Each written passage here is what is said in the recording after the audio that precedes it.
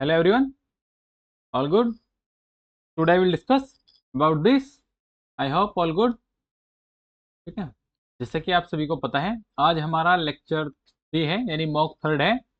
And मैं आपको एक छोटी सी इन्फॉर्मेशन और दे दूं बिकॉज आज किसी वजह से लेक्चर थोड़ा डिले हो गया। एक्चुअली डिले भी कुछ नहीं हुआ, थोड़ा आईटी टीम की वजह से हो गया इशू, कुछ ऑफलाइन मैचेज थोड़ा लेट चले और तो इसलिए अभी लेक्चर रिकॉर्ड करके डाला हूँ। लेकिन पर आगे से आपको कंफर्म जो हमारा ग्रुप डी वाला लेक्चर रहेगा ये वाला आपको कंफर्म मिल जाएगा 10 AM पर।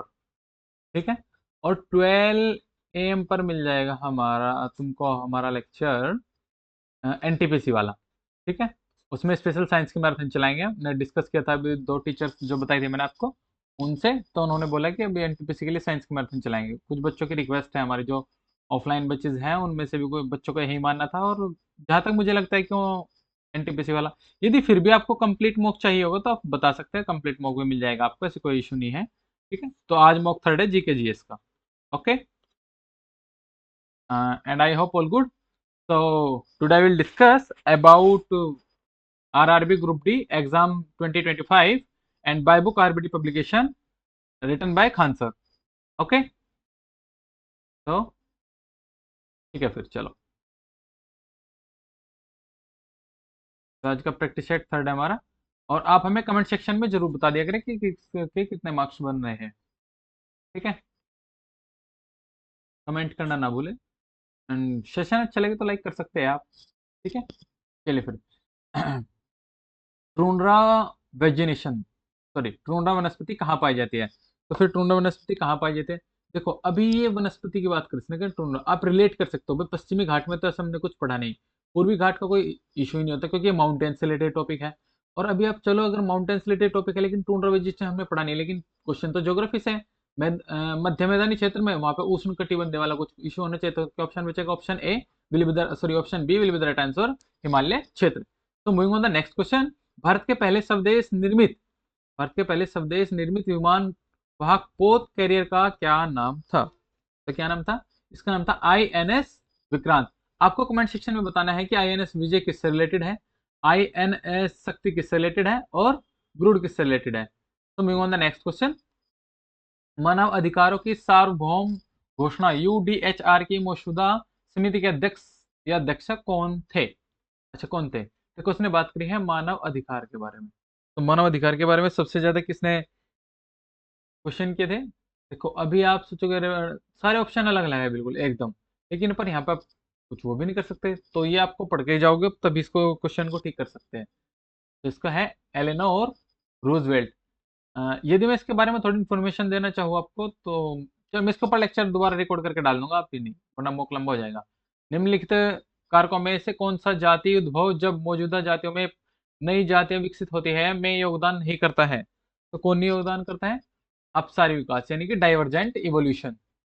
इंद्रधनुष 2.0 से संबंधित है।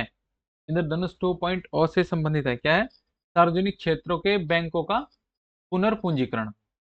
गोल गुम्बज कहाँ स्थित है? कर्नाटक में स्थित है। आपको बताना है अभी मध्य प्रदेश। मध्य प्रदेश देखो, अभी ना दो तीन स्टेट है जो बहुत ज्यादा क्रेज में चले, एक तो जैसे कि आपका मध्य प्रदेश हुआ और तमिलनाडु, दोनों बहुत क्रेज में है भाई। तमिलनाडु का एक फेस्टिवल है पोथांडू, याद, तमिलनाडु पोथांडू। मध्य प्रदेश में WLS सबसे ज्यादा है, और जो बाघ रिजर्व मतलब जहाँ पे चीते हैं वे भी सबसे ज्यादा मध्य प्रदेश में है। ऑल इंडिया में 57 है, और इसमें मध्य प्रदेश में शायद 26 से 25 है WLS, वाइल्ड लाइफ सेंचुरी, वन्य जीव अभ्यारण्य बोलते हैं जिसको। तो moving on the next question. निम्नलिखित में से किसे वर्ष 1938 एंड 1939 में भारतीय राष्ट्रीय कांग्रेस के रूप में निर्वाचित किया गया था? अच्छा, किसको निर्वाचित किया गया था?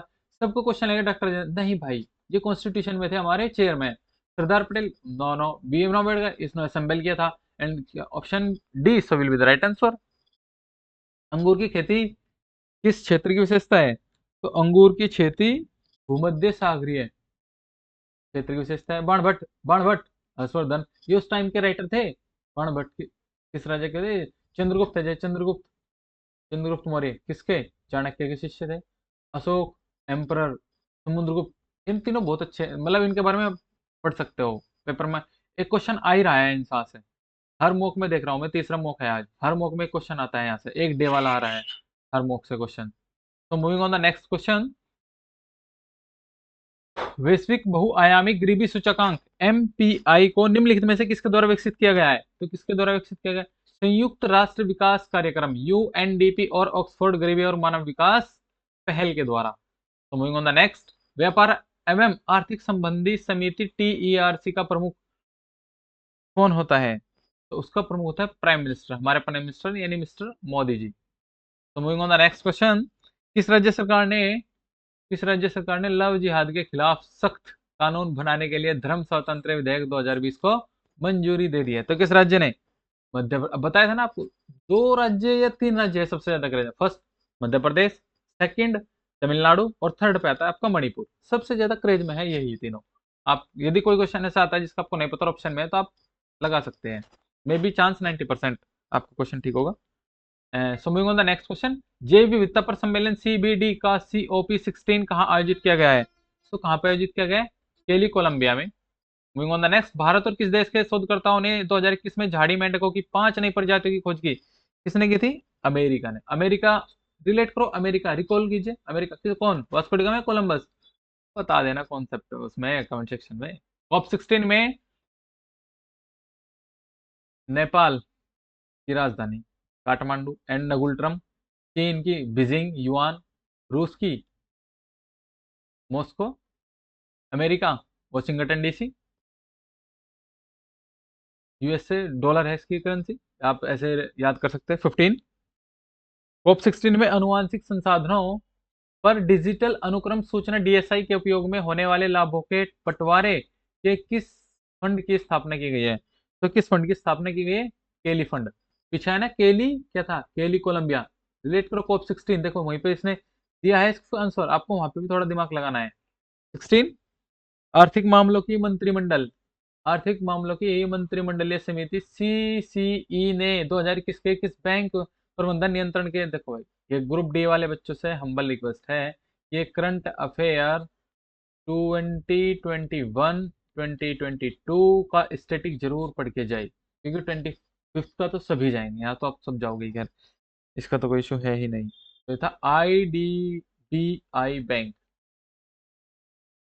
तो moving on the next question, नशीली दवाओं के दुरुपयोग और अवैध तस्करी के खिलाफ अंतर्राष्ट्रीय दिवस, international day against drug abuse and illicit trafficking day कब मनाया जाता है? तो कब मनाया जाता है? ये मनाया जाता है आपका 26 जून को। आप 26 जून से रिलेट करेंगे 22 जून। 22 जून में क्या रिलेट करेंगे? रिकॉल कीजिए। 1 जून रिकॉल कीजिए। 2 जून रिकॉल कीजिए। 10 जनवरी में क्या मनाया जाता है? 10 जनवरी, 10 जनवरी में जाता है हिंदी, विश्व हिंदी दिवस। और और 12 मार्च रिलेट करो, 20 अप्रैल तो खैर छोड़ो। तो 26 जून हो गए। 22 जून को क्या मनाया जाता है? लार्जेस्ट, हाँ, हाँ, लार्जेस्ट डे। एंड 1 जून को तमिलनाडु, एंड 2 जून को एक और कोई स्टेट है तो उनमें से किसी स्टेट का डे सेलिब्रेट किया जाता है ये भी। और आपको अब ना ये भी याद करना पड़ेगा कि किस उसमें कौन सा याद किया जाता है, ठीक है? हाँ,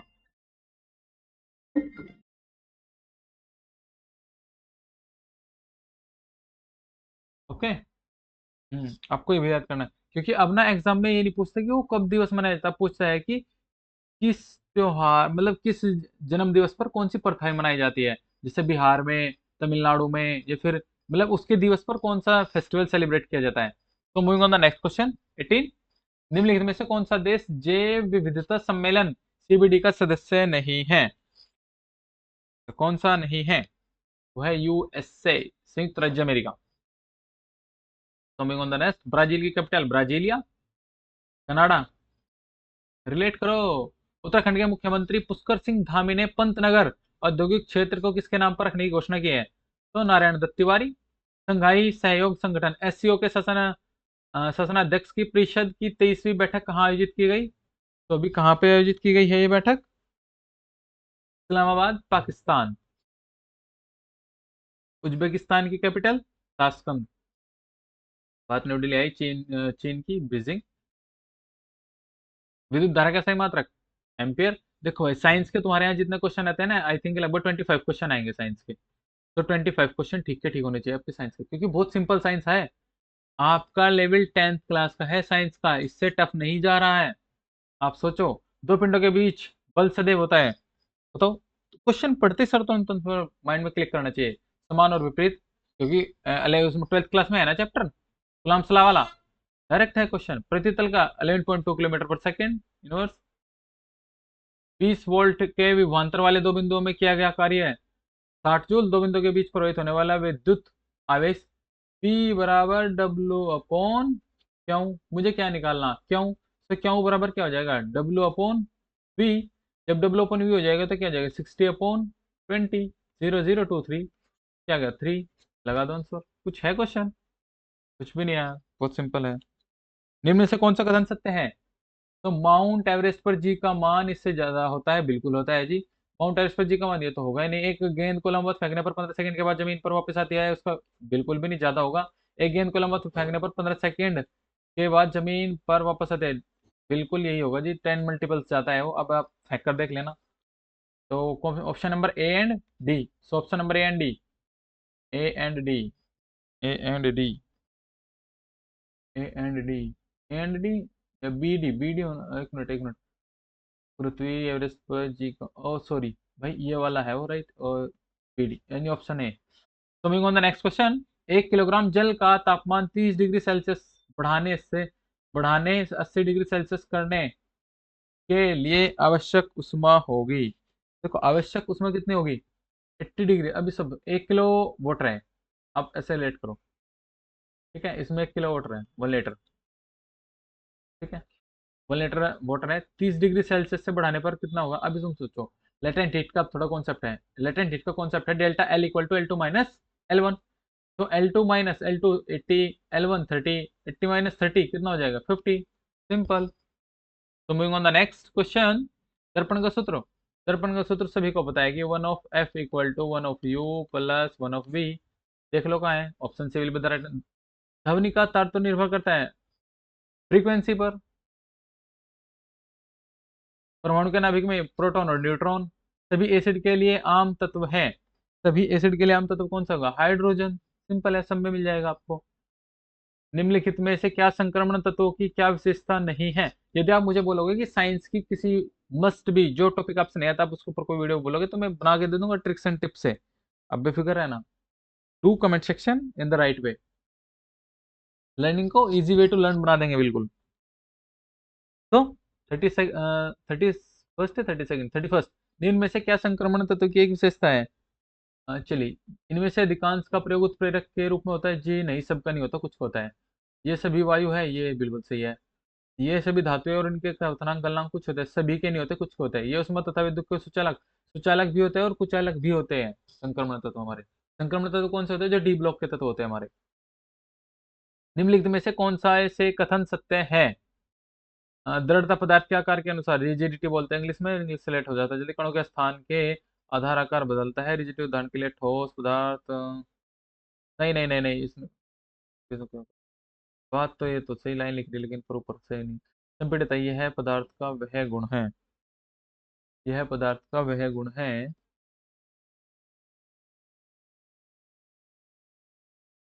यह पदार्थ का वह गुण है जिसके कारण उच्च दाब पर उनका आयतन कम हो जाता है। गैसों में यह गुण पाया जाता है, बिल्कुल सही।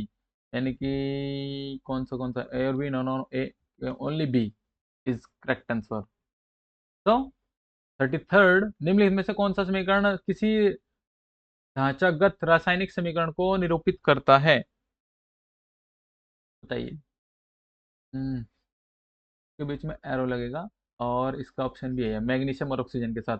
यदि मैं इसके साथ जाऊंगा तब भी नहीं करेगा वो, के साथ भी नहीं करेगा। तो option number A will be the right answer. Kerosene में निम्नलिखित में से कौन सी धातु संग। ये क्वेश्चन पहले भी आ चुका है आपका, सोडियम वाला।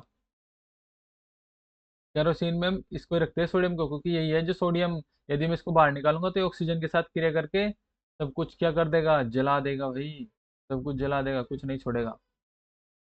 निम्न में से इलेक्ट्रॉनिक विन्यास एक अ धातु है। तो एक इलेक्ट्रॉनिक विन्यास धातु कौन सा है, 283 no, 284 no, 281 no. Option C will be the right answer. 285, 288, 8 2 10 5 15, यानी कि वो कौन सी धातु है। लेट करो, hydrogen, helium, lithium, beryllium, boron, carbon, nitrogen, oxygen, fluorine, neon, sodium, magnesium. So moving on the next question, कौन सा मिश्र धातु है? देखो एक क्वेश्चन आ रहा पक्का कंफर्म मिश्र धातु में से, तो कौन सा आ रहा है यहाँ पे? कॉपर और टिन। इससे पहले वाले में क्या था? इससे पहले वाला था जो क्वेश्चन था वो, तो मेरे पीतल वाला, हाँ, ये पीतल ब्रेस जो है बीच में एक, तो आंसर था Zn plus Sn, silicon and zinc से मिलकर, और एक कॉपर का आ गया, कॉपर प्लस टिन, इनसे मिलकर बना है। Relate relate relate, recall. तो मूविंग ऑन द नेक्स्ट, बहुप्रयोग प्लास्टिक की पानी की बोतलें किसकी बनी होती है? बताइए। हमें बहुत अच्छे से पढ़ाया था ग्रेजुएशन में, पॉलीथीन की। निम्नलिखित में से कौन से किन गतिविधियों में स्वैच्छिक मांसपेशियां कार्यान्वित होती है? तो कौन सी होती है? हृदय का धड़कना। ने पूछा है स्वैच्छिक, जो अपनी मर्जी से धड़कते हैं। मेंढक का कूदना अपनी मर्जी से कूदते, लेकिन हमारी मर्जी से तो नहीं। पेट में भोजन क्या थी? नो। हाथ से लिखना नो, जब मन करे तब लिखना, लेकिन हृदय का धड़कन हम रोक नहीं सकते। ये रुक गया तो बाकी सब काम रुक जाएंगे। तो option C will be the right answer. Okay, या और कोई सा भी है भाई? हम्म। तो मेंढक का कूदना भी मेंढक के हाथ में ही है, बिल्कुल। जब मन करेगा तभी उस, मतलब उसके क्या है वो, ए और सी होना चाहिए। सॉरी, ए और सी, ए और सी है, ए और सी कहीं पर ऑप्शन। क्वेश्चन गलत पढ़ लिया मैंने, एक मिनट चेक करता हूँ जरा।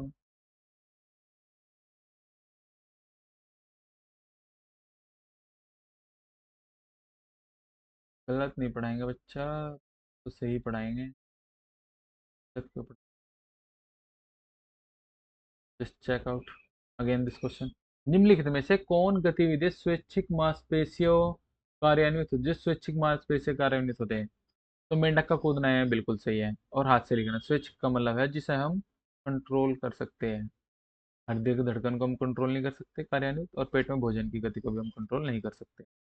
तो ऑप्शन ए एंड डी, तो option C will be the right answer. कैंसरों के उक्त ऊतकों की जांच के लिए की जाती है, तो क्या की जाती है बताइए? बायोप्सी। चलो बायोप्सी। Okay, next. निम्नलिखित में से कौन सा राइजाइडस के बारे में गलत है? बताइए कौन सा ऑप्शन गलत है? इनकी संरचना और कार्य समान भूपादप के मूल लोग में के समान होते हैं, बिल्कुल समान होते हैं, बायोलॉजी में पढ़ाया था मैंने। ये ब्रायोफाइटस के निचली ब्रह्मा त्वचा एपिडीमल एपिडर्मल की कोशिकाओं से बढ़ने वाला उभार होता है, बिल्कुल सही है। इनमें पूर्ण विकसित तना, जड़ और पत्तियां बिल्कुल नहीं होते हैं। तो इसका कौन सा छोटी, option number C will be the right answer. Oral vaccine के द्वारा विकसित की गई थी। सो ओरल वैक्सीन के द्वारा क्या विकसित किया गया था? हम्म। Albert Sabin. क्या किया गया था ओरल वैक्सीन के द्वारा? Albert Sabin. आत्महत्या की थैली किसे कहा जाता है? आत्महत्या की थैली कहा जाता है लाइसोसोम को। आपको बताना है कि माइटोकॉन्ड्रिया कहा जाता है, माइटोकॉन्ड्रिया का सेल्स ऑफ हाउस, इसको हम बोलते हैं कोशिका का घर भी बोलते हैं, cells of house. So moving on the next question, carbon dioxide के कारण वायुमंडल तापमान में होने वाली वृद्धि को क्या कहते हैं? CO2 से एक ही चीज तो प्रभावित होती है हमारी। अरे भाई, सिक्स क्लास में ही पढ़ाया था, CO2 से क्या होता है? ग्रीन हाउस इफेक्ट होता है, सेंट्रल प्रोसेसिंग में होता है। देखो, सेंट्रल प्रोसेसिंग यूनिट, इसने सीपीयू की फुल फॉर्म तो दे दी। इसने पूछा सीपीयू में क्या होता है, तो क्या होता है? नियंत्रण यूनिट होती है, अर्थमेटिक तर्क यूनिट एवं प्राथमिक स्टोरेज में होता है। डेजी व्हील प्रिंटर किस प्रकार का प्रिंटर है? तो डेजी व्हील प्रिंटर आपका इम्पैक्ट प्रिंटर है। देखो, तुमने मोस्टली दो प्रिंटर देखो, एक तो लेजर और एक इम्पैक्ट। ये लेजर वाला मोस्टली जन दुकानों पर ये भी मिल जाएगा, वैसे आपको ये भी देखा होगा आपने, बहुत से लोगों ने, तो खैर छोड़ो। तो आपको कमेंट सेक्शन में बताना है, do comment section which 45 question है। देखो जीके जीएस के 45 में से आपके 20 क्वेश्चन आते हैं सीधा सीधा जीके से, और 25 क्वेश्चन आ रहे हैं डायरेक्ट और डायरेक्ट जीएस से। देखो बाकी सेक्शन में इतना रोल नहीं है, अभी 45 का तो यही हो गया, और आपका बाकी बचा 65 का, सॉरी 55 का। तो 55 में आपका, आप मैथ्स अच्छा कर सकते हो, रीजनिंग बहुत अच्छी कर लोगे, तो आगे सिलेक्शन में कोई ज़्यादा इशू होने वाला नहीं है। यानी जो इशू है वो आपका जीके जीएस में है, और उसकी कोशिश मैं कर रहा हूँ कि मैं ठीक कर दूँ। आपके साइंस में तो आप बिल्कुल टेंशन फ्री हो जाओ भाई, जब आप लेक्चर भी कहोगे साइंस का अलग से लेने के लिए, तो मैं आपके लेक्चर भी ले लूँगा।